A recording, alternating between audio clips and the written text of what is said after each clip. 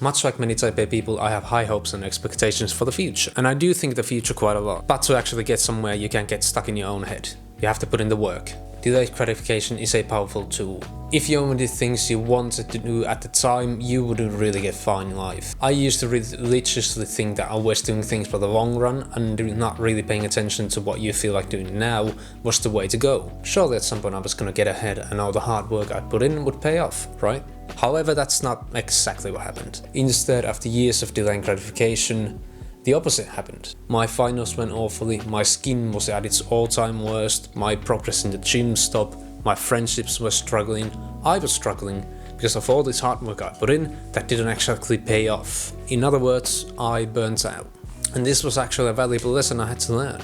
And the mistake? I was following people on social media who convinced me that this grind mindset was the way to achieve your goals. That putting in all this hard work would eventually get me the results I wanted.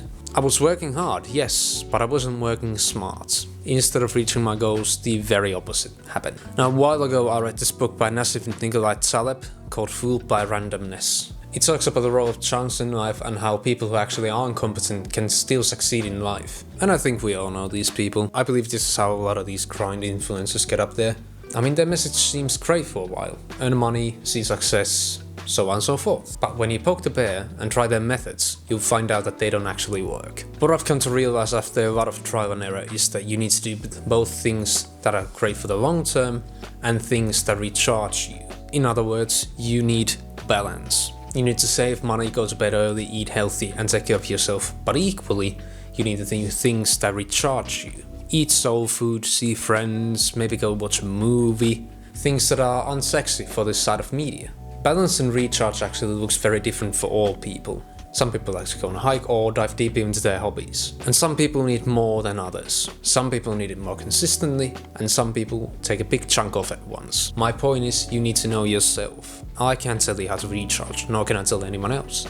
You need to figure that out for yourself. My take is that to actually live a life worth living and achieve your goals, you need to live with balance. I have 3 rules when it comes to this that I'm gonna share with you. Rule 1, always have something to look forward to in your calendar.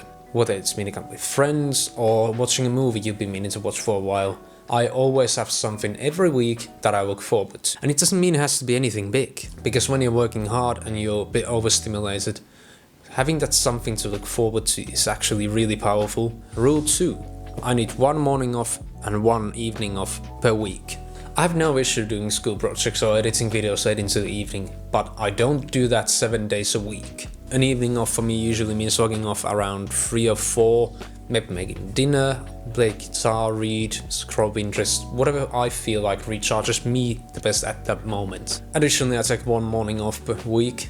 Usually I wake up around the same time, but I'll usually stay in bed a bit longer, make a cup of coffee, go for a walk, whatever I feel like recharges me the best at morning. Rule 3, prioritize sleep. I'm usually in bed by 8 and more often than not asleep, because I know that if I get less than 8 hours of bedtime, I'm gonna feel awful. I'm gonna do a whole video on the importance of sleep later on, but long story short, the benefits of getting 1 more hour of work done by cutting off an hour of sleep isn't worth it. It's not. Now, to clarify, I get 8 hours of bedtime, that doesn't mean 8 hours of sleep. But I've come to the conclusion that 8 hours of bedtime is enough rest for me. And this is something that's also personal. Maybe you need 7 hours, maybe you need 9 hours. Whatever the number is, you need to respect it. Because slacking off on your sleep isn't beneficial in the long run. It's just not. Now, before this video comes to an end, I'm gonna give you 2 actionable tips you can implement in your life to help bring balance.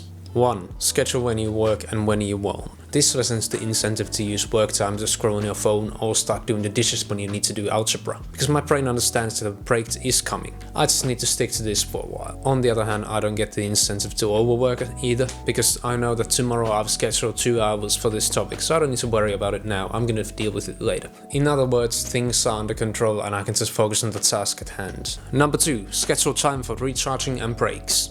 For example, after I'm done filming this, I'm gonna head to the center and grab a cup of coffee and walk around and enjoy life for a while. Basically forget that I have work to do for 2 hours. But after I get back, I've scheduled that I'm gonna study for a test. This is what I mean by balance. You don't have to do one thing or the other, you can do both. I don't believe anyone lives their best life working 24/7 or doing the opposite either. And to end here, I'm gonna sign up with a quote. Balance isn't something you find, it's something you create.